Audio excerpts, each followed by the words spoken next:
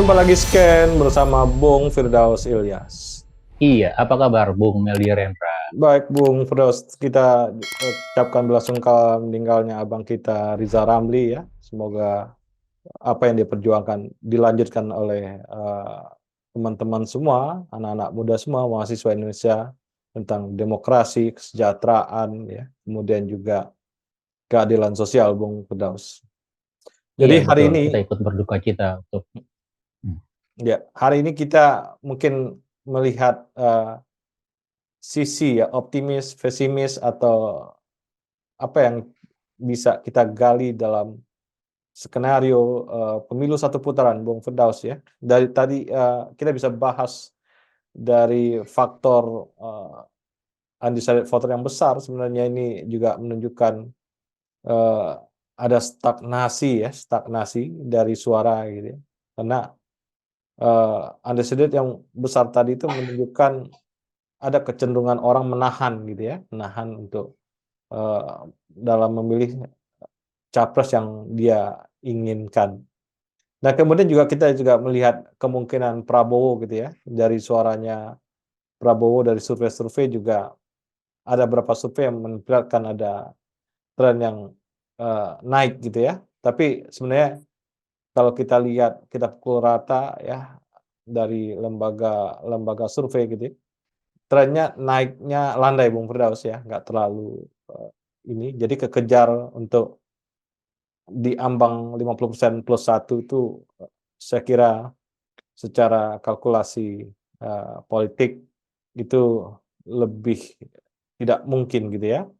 Tapi tentunya kita akan melihat kejadian putaran satu ini mungkin apabila terjadi sebuah impresi besar terhadap gagasan-gagasan politik ya, atau sebuah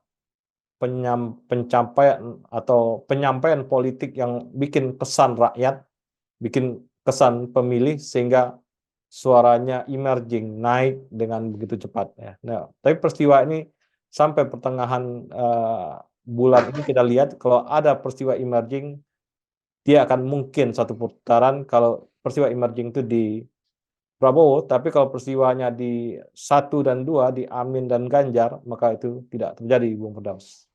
Iya, betul. Jadi kalau dilihat, saya melihat ada semacam satu target terutama untuk pasangan 02 ya, Prabowo Gibran, bahkan di beberapa tim sukses mantan menteri-menteri atau pejabat-pejabat di sekitar tim suksesnya Prabowo Gibran itu sangat-sangat mengkondisikan agar pemilu ini bisa dilaksanakan dalam satu putaran, Bung Meldi. Bahkan kalau kita lihat dalam beberapa awal survei itu sudah dilihat bagaimana boosting survei itu langsung melesatkan ketika Prabowo Gibran sudah dideklarasikan bersama, begitu ya, itu langsung masuk ke angka lebih dari 40. Tapi masuk minggu kedua, minggu ketiga, sebulan atau sebulan lebih setelah itu, maka gerakan suaranya tidak berlebih, hanya sekitar segitu-segitu saja, Bu Meldi. 40-an%, begitu ya. Itu dengan catatan tadi, gitu. Masih banyak atau malah terjadi penurunan orang yang tidak akan berpartisipasi atau belum menentukan pilihan di dalam Pilpres 2024 nanti, begitu. Nah, jadi memang satu sisi kita lihat bagaimana pasangan dua Prabowo Gibran itu mendorong gitu ya, termasuk juga pemerintah tanda kutip ya saya katakan gitu ya, mendorong agar pemilu ini dengan alasan apapun, dengan kepastian apapun, keberlanjutan dari sisi ekonomi, begitu dari sisi biaya, bahwa didorong bahwa Prabowo Gibran ini akan menang dalam satu putaran dengan mendapatkan 50% lebih suara, begitu ya, itu. Dan kalau kita lihat dalam sisi kalkulasinya seperti yang Bung Mandi katakan tadi, begitu ya, di dalam sebulan terakhir terjadi stagnasi suara, tidak terjadi penambahan, bahkan untuk karena kutip kalau kita katakan survei-survei yang memang sudah menjadi rekanan dalam Prabowo Gibran, gitu ya, suaranya tidak bertambah banyak, begitu menurut saya, begitu. Nah, ini menjadi satu penanda begitu ada sedikit titik jenuh di dalam dukungan dalam Prabowo Gibran gitu. Nah, yang kedua, apakah ini juga akan memungkinkan gitu ya bisa menarik suara-suara yang lain yang belum menentukan pilihan-pilihannya gitu, yang masih menjadi ragu-ragu dengan konstelasi atau kombinasi dari pasangan capres cawapres yang sudah ada begitu. Dan ini memang yang menurut saya gitu ya yang menjadi semacam sedikit memberi harapan untuk pasangan satu dan pasangan tiga gitu ya untuk coba mengejar begitu ya. Jadi kalau kan dalam statistik sebenarnya sederhana gitu ya. Yang di capture sekarang adalah gambaran populasi yang lebih sedikit dibandingkan kemungkinan partisipasi yang lebih besar dalam pemilu dalam 2024 nanti, Bu Meldi. dan populasi yang lebih sedikit itu memberikan konsentrasi yang terbesar untuk pasangan Prabowo Gibran begitu. Tetapi ketika populasinya semakin diperbesar, partisipasinya semakin tinggi, orang-orang yang tidak undecided, yang masih ragu-ragu, swing voter itu semakin tinggi begitu ya, terutama dia nanti menyebar pada mungkin pada pasangan Amin atau Ganjar Mahfud begitu ya, maka akan terjadi pengurangan dalam populasi atau persentase suara untuk Prabowo Gibran begitu. Inilah teori sederhana yang menurut saya yang harus dikejar begitu ya, diperkuat sehingga gitu ya, tidak akan mungkin pemilu ini akan terjadi dalam situasi satu putaran kecuali memang ada situasi-situasi yang sangat strategis begitu, situasi-situasi di mana pemilu itu membuat orang takut dan sehingga akhirnya memilih ya sudahlah kalau begitu kita memilih 02 saja. Sama seperti pemilu DKI Jakarta begitu pada putaran kedua pada waktu itu, di mana pada putaran pertama suaranya begitu tinggi partisipasinya, tapi putaran kedua gitu dengan pertimbangan apapun, kebersamaan, kerukunan, ya sudahlah kan orang Indonesia juga calonnya, kita juga begitu ya gitu. Akhirnya apa? Yang tadinya memilih suara berbeda itu akhirnya melepaskan suaranya untuk tidak dipergunakan gitu. Dan ini menurut saya menjadi sebuah sinyalemen begitu ya. Sekali lagi saya yakin tidak akan mungkin dalam situasi normal terjadi satu putaran gitu. Dan ini menjadi peluang untuk pasangan yang lain gitu ya, pasangan nomor 1 dan nomor 3 untuk coba mengejar, memperbaiki dari sisi posisi suara agar bisa lebih bersaing dengan pasangan 02, Bung Meldi. Ya, catatan politik kita, catatan demokrasi kita, satu putaran itu hanya terjadi ketika SBY ya di periode kedua naik gitu. Itu pun SBY pada survei yang dilaksanakan oleh lembaga-lembaga survei, itu dia udah 70% untuk di awal sebelum masa kampanye, Bung Firdaus.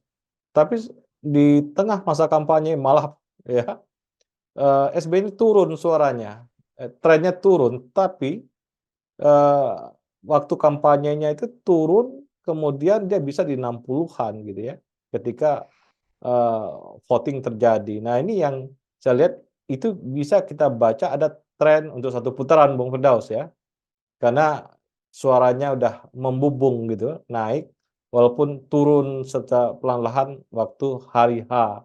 Pada saat ini ya, yang kita lihat pada 3 capres ini ya, Anies, Prabowo, dan Ganjar, itu tren itu tidak terjadi untuk misalnya untuk Prabowo misalnya. Prabowo yang sebenarnya yang di Pilpres 5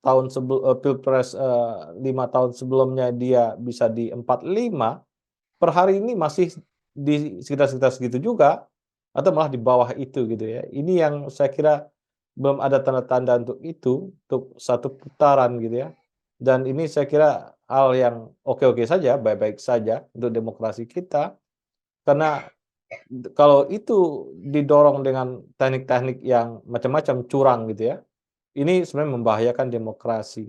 Lebih baik dia sealami mungkin, dan walaupun 2 periode memang begitu demokrasi bekerja, dan itulah biaya demokrasi, Bung Firdaus. Betul. Jadi kita memang harus memberikan semacam catatan, Bung Meldi ya, bahwa demokrasi itu mahal, terutama untuk pemilihan langsung. Dan karena pemilihan langsung itu kita benar-benar menggali suara aspirasi publik, suara aspirasi rakyat, begitu ya. Maka mau tidak mau kita harus menyediakan sedikit waktu, sedikit biaya, sedikit tenaga agar mendapatkan suara publik yang paling genuine, yang paling jujur, yang paling aspirasi, yang paling sesuai dengan kebutuhannya. Gitu. Dan memang ketakutan kita memang gitu ya, karena dikejar-kejar untuk mendapatkan satu putaran selesai pemilihan presiden dan wakil presiden begitu, kita takutnya nanti itu juga mendorong aparat lain atau institusi lain yang seharusnya pada posisi netral, posisi penyelenggara atau tidak terlibat langsung dalam kontestasi atau keseruan gitu ya, rivalitas di dalam pilpres ini, kemudian juga ikut-ikut masuk ke gelanggang, Bung Meldi. Dan sinyalemen ini yang saya lihat sudah mulai, walaupun masih tidak mengkhawatirkan tanda kutip ya, tapi 1-2 sudah mulai muncul begitu ya. Adanya Satpol PP di daerah mana yang coba mendukung pasangan dalam tanda kutip tertentu, atau pemasangan baligo tertentu begitu ya gitu, atau ketidakberanian di dalam menegur, ada indikasi-indikasi ketidaksesuaian dalam praktik pelaksanaan kampanye misalnya begitu. Dan itu yang seharusnya kita waspadai gitu. Dan saya berikan dan saya yakin misalnya kalau netralitas itu bisa dijaga, kemudian intervensi itu tidak terjadi, terutama dari kekuasaan dan aparat, gitu ya, maka kita jaminlah bahwa pemilu ini akan memberikan semacam ajang pembelajaran kepada publik, gitu. Dan kalau itu terjadi, maka akan terjadi kompetisi yang cukup ketat gitu. Artinya tidak akan ada smooth di dalam pilpres ini satu orang melaju dalam sekali pukul dalam satu putaran gitu. Karena diikuti oleh 3 pasangan gitu ya. Dan kalau kita ingat dari awal bagaimana dinamisasi dalam perkembangan suaranya turun naik, baik pasangan 1, pasangan 2, pasangan 3 begitu ya, maka bisa jadi memang sampai akhirnya nanti akan terjadi dinamisasi. Tinggal siapa yang bisa memberikan finishing, memberikan closing, memberikan komitmen-komitmen dan janji yang paling serius gitu, yang paling baik kepada publik begitu. Jadi ya ini yang memberikan catatan bahwa agak sulit dalam situasi normal terjadi pemilu dalam satu putaran, Bung Billy. Jadi akan muncul 2 putaran begitu ya, dan mungkin kalau kita katakan Prabowo akan melaju masuk dalam putaran kedua, dan siapa nanti akan menjadi kompetitornya dalam putaran berikutnya? Apakah pasangan 1 atau 3 gitu ya, atau nanti terjadi semacam kolaborasi pasangan 1 dan 3, Bung Madi? Bisa jadi menghadapi pasangan Prabowo Gibran gitu. Tapi sekali lagi, satu putaran dengan situasi normal dalam demokrasi yang sehat, yang independen, yang penuh misalnya dinamika demokrasi, itu agak-agak sulit untuk mewujudkan itu, Bung Madi. Ya, perang sesungguhnya di putaran kedua, Bung Klaus, ini yang harus ada di kepala semua capres ya, sehingga mereka siap ya untuk putaran kedua sebagai putaran yang menentukan rakyat maunya apa, Bung Firdaus. Iya, betul. Jadi kalau kita lihat putaran kedua nanti, kalaupun terjadi putaran kedua, maka akan terjadi eksersis pemikiran gitu ya, semacam uji program, uji solusi gitu, dan itu akan membuat publik akan lebih kritis lagi, Bu Meldi. Dan kita berharap dengan adanya 2 putaran iterasi kedua dalam pilpres itu akan lahirlah kira-kira siapa pemimpin-pemimpin yang paling genuine gitu, yang paling peduli dengan persoalan kerakyatan, yang paling peduli dengan persoalan keadilan, etika, hukum, dan penegakan jaminan kepastian hukum untuk semua, Bu Meldi. Dan saya berharap itu akan menjadi peluang untuk mendapatkan pemimpin yang terbaik di antara yang ada, Bu Meldi. Terima kasih, Bung Firdaus. Sama-sama, Bu Meldi. Terima kasih banyak. Tetap semangat. Salam Indonesia bersih. Salam Indonesia bersih.